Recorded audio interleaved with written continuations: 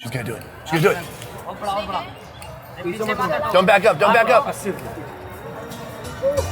You did it!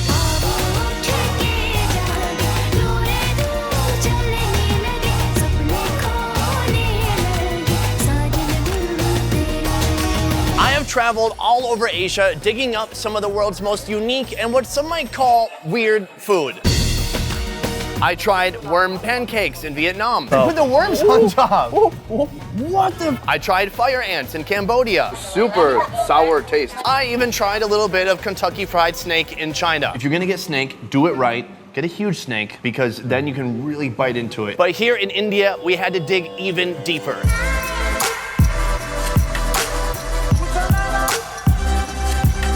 What some call weird, I call extreme food innovation. Today's innovators include this shop, the first to sell noodle ice cream in India. We'll find out why this crazy man is putting his hand in boiling hot oil. And we'll see if I survive my bout with New Delhi's infamous fire paan. Have you done this before? No, it's very first time. Oh, you haven't done it either? No. Oh, yeah.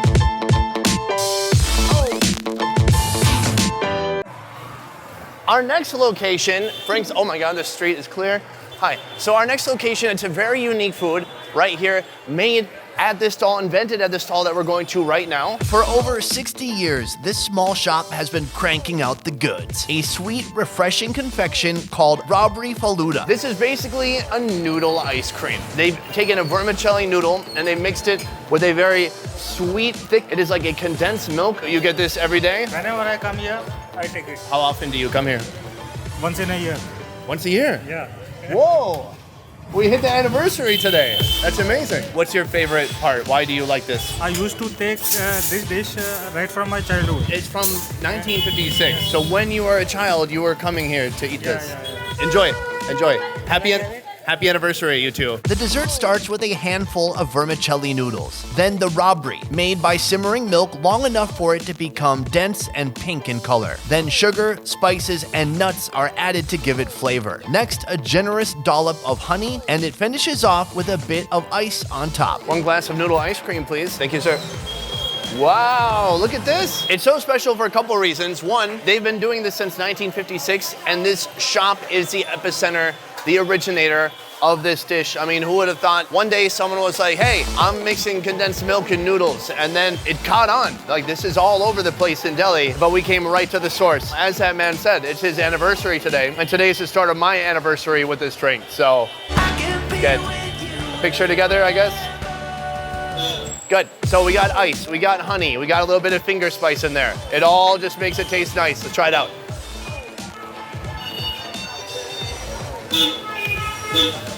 Oh, that is a complex flavor profile. It's sweet, it's chilled, it's icy,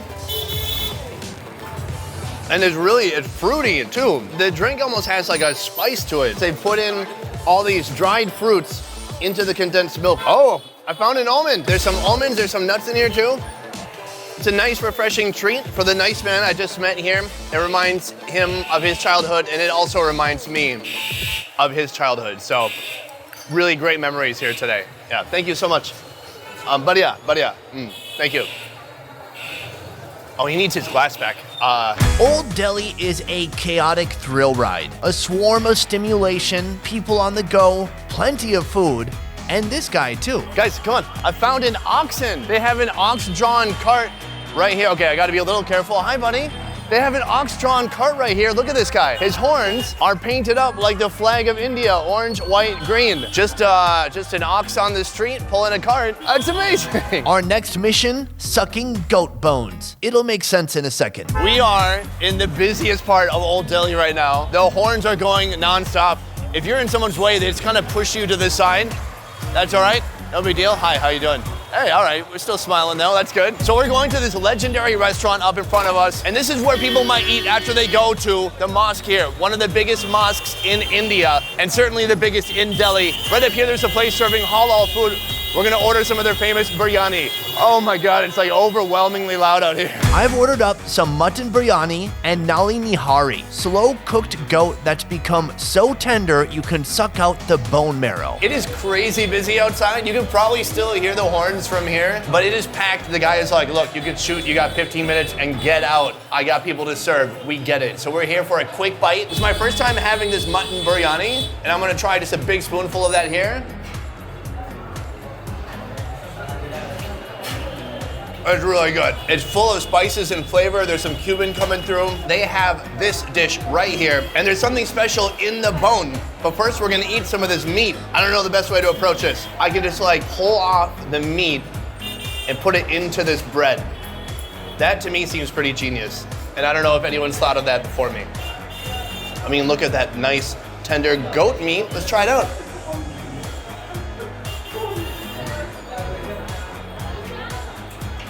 That is just some of the most delicious meat I've had, period. Not just that it's goat. I mean, that's ridiculous. It's crazy oily, spicy, just doused in seasoning and spices. The real reason I wanted to get this is because in this bone, you're supposed to be able to suck out the bone marrow. And I'm gonna try to do that now. There's nothing. I went for it, I sucked the bone, and nothing came out this time. No. What?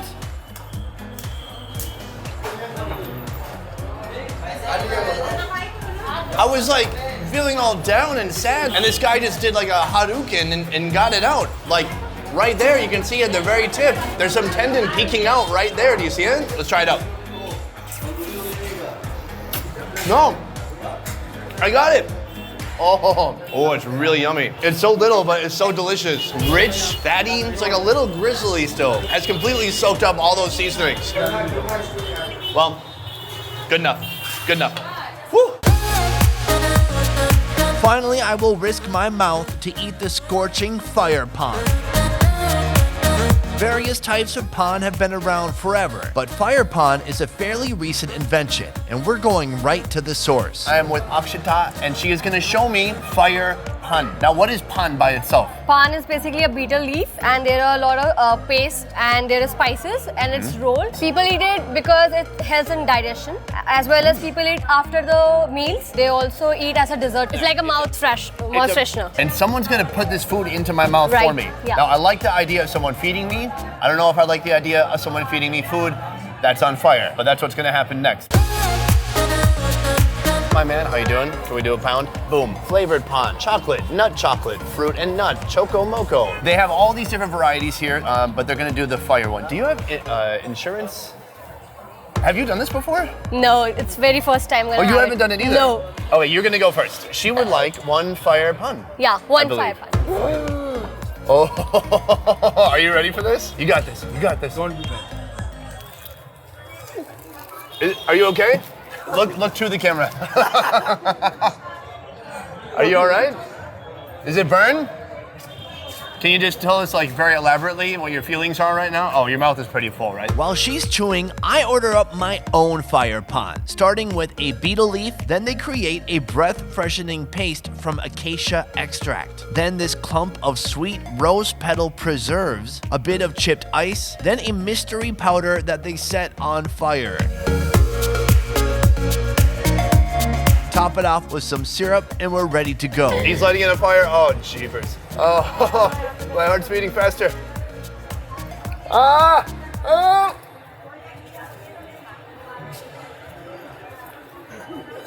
Okay. Okay. It's a really strong flavor. You got that smoky flavor, that burnt. It is so minty. Yeah. Like intensely minty. That is like husbands who are smoking, who are trying to hide it from their wives. They probably eat this before they go home. They do, because it actually removes the fragrance of the cigarette also. She's gonna do it. She's gonna do it. Don't back up, don't back up. You did it! The fire was so close to my face, I felt it. I felt it was singeing my eyebrows. Hold on, before this I had rich, thick eyebrows. Where did they go? It was scary. It was scary, right? Yeah, and there was like smoky flavor, all smoke in my mouth. And then you get the flavors of the paan simultaneously, slowly. Do you want more? Yeah, let's try the ice paan now. We have some fire, we're scorching, we're gonna cool down with some ice. Ice paan starts with the same type of base and rose paste. Then they twist it into a cone shape, perfect for holding the ice. Once it's topped with ice, they dump in a bit more syrup, close it up, and shove it in. It looks like it must taste good, right? 1, 2, 3.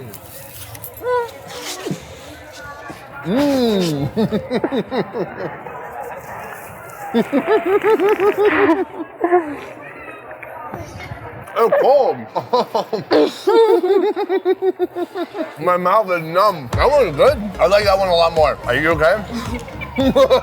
It's just like full of chunky shaved ice. And then I just tasted Hershey's strawberry syrup and then that thick beetle leaf, which is kind of minty in itself. That was a good combination with the ice. Too cold. I know, I got a brain freeze. Thank you so much for trying this with me. On to the next food. Whether you're trying to hide your smoking habit from your wife or you just want to take on some extreme eats, fire paan is a must-try experience. Next up, this guy tries to deep fry his own hand.